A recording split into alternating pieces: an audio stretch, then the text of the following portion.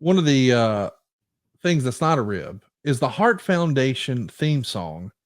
They're going to get a new version of the song, the version that you're probably most familiar with as Bret Hart's theme song. This was a tremendous theme song, still is a great theme song, but I felt like it added a lot to the presentation. I mean, they had the team look for a while with the color scheme and all that. But this song, man, this just becomes synonymous with them for the rest of their career now. Yeah, it's kind of the frenetic energy. I compare it to Ultimate Warrior's theme song, which you hear that beat and you hear that frenetic energy. The Hart Foundation had that same thing. As soon as you heard that chord and you got, it was a frenetic energy that was associated strictly with them. And, when you hear it, you always just see Bret coming out, with the arms out and moving to the music, if you will. So, very identifiable, and to this day is a signature. I think it's one of the better songs of the era. I mean,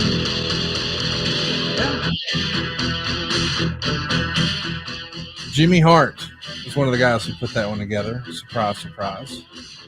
At SummerSlam, the Hart Foundation are going to lose to Demolition after Jimmy Hart's megaphone helps defeat his former team. The Harts are being programmed with Jimmy as sort of their main antagonist. And at WrestleMania 5, it's the Hart Foundation taking on Honky Tonk and Greg Valentine. Not yet Rhythm and Blues. And Bret would be working with Honky Tonk Man and unfortunately didn't have the best things to say about him in his book. He wrote, with his skinny arms and bandy legs, Honky's punches and kicks looked like they couldn't break an egg. He was just so damn phony. The old school boys who prided themselves on realistic matches had all but been eradicated.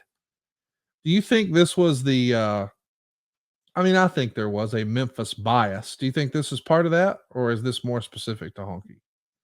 I think there's a little bit of Memphis bias to that, but regardless, Honky Tonk Man was the greatest Intercontinental Champion of all time. And Honky Tonk Man was a great entertainer. And Honky was able to go out and tell a story and get great heat.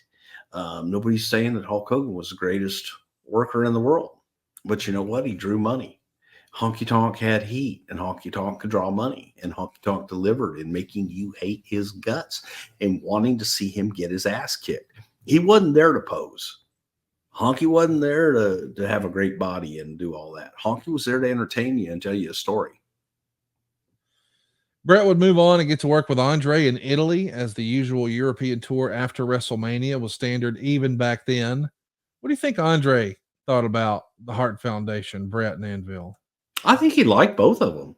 I think that Andre was big fans of both Bret and Jim. He was very good friends with Stu and always went into Calgary and worked that territory for Stu. But I think that pretty much Andre was one of the family.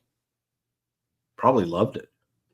The Hart Foundation sort of go their separate ways again for a bit here. Bret starts wrestling Mr. Perfect. Neidhart is working house show matches against Warlord or Barbarian. Why the stop and starts with the tag teams? Just switching it up for house shows, or is there another strategy here? Again, you're trying to see if there is actually going to be a breakthrough here with one of them as a single. Well, try it out. That was the idea, as far as booking them apart. Let's see what they can do and see if there is going to be that spark that we make. No mistake about it. The focus was probably on Bret. It was on Bret to be a breakout babyface on that side. But, with Jim, the idea was, you're looking at Jim, and Jim could have been a great character babyface. I mean, that face just lends itself to, how can you be mad at that? Right. And he has the beard, and he's stroking the beard, and it was, what's there not to like? He was entertaining and he was a bull, but I think that it was trying to lean more into being a character babyface, a Hacksaw Jim Duggan type character with Jim the Anvil Neidhart. Be Jim the Anvil Neidhart. Be the Anvil. And that was the goal. We know they come back together to take on the Rockers. This has to be a challenge. Two babyface tag teams against each other. I'm not a wrestler, don't pretend to be a wrestler, but that has to present a new specific set of challenges. It feels like a lot of, babyface and heel tag team matches. The formula you can sort of predict at times about the story they're going to try to tell. But with two babyface teams, is that a lot harder, do you think? Not with two teams like that, no. Right. I think that the chemistry that Sean and Marty had with Brett and Anvil was gold. It was instant. Sometimes it takes a while for guys' styles to mesh and to really have that chemistry. In my opinion, from day one when they met, they had that chemistry. It was instantaneous and it was enjoyable to watch. You got lost in the match versus a heel and a babyface. It was spectacular, and it wasn't a hokey babyface match. It was two exciting teams going out there and having a hell of a match. Two different styles, and I thought they gelled awesome together, man. It was some of the greatest matches. You go back in those times, and you were able to place the Rockers with anybody. You put Rockers with Warlord and Barbarian, and they would tear the house down. You could put Brett and Jim, same team, and tear the house down. There wasn't a team that they didn't have great matches with. So put them together, and you've got sometimes what you think is going to be great when you put the two great ones together is not that great. And in this instance, it was. They made magic together.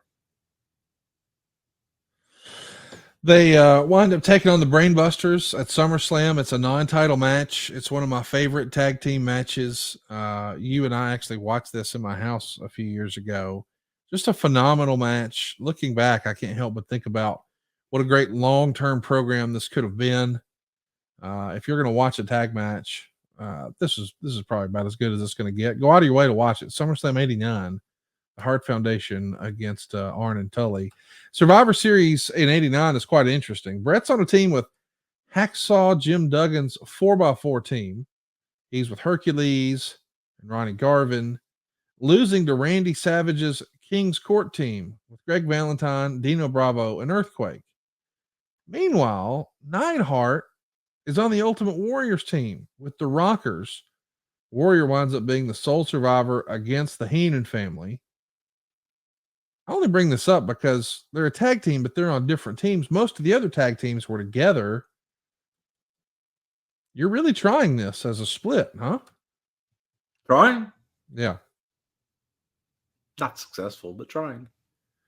I don't know if everybody was thrilled with their position because at the time, Brett would write in his book, he went to see Vince to discuss money. And basically, Vince told him if he wasn't happy, he should go somewhere else. Do you think that was just the state of the business at the time and the nature of the beast? Or is this one of those stories we've heard about where you got to sort of pick your timing with Vince? You got to know when's a good time and when's maybe not such a good time. Well, I mean, that's with life in general. You need to pick your spots. And I think that in general, if you're unhappy, and, Vince would have his moments where, you know what, if you're unhappy, you want to leave, get out. Right. Leave.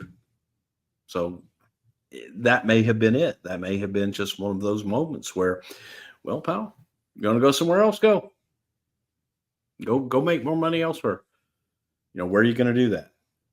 And there wasn't a lot of choices in where you could make that kind of money. He could go work a lot of different places, but to make the kind of money that he was making, I don't think that was the case.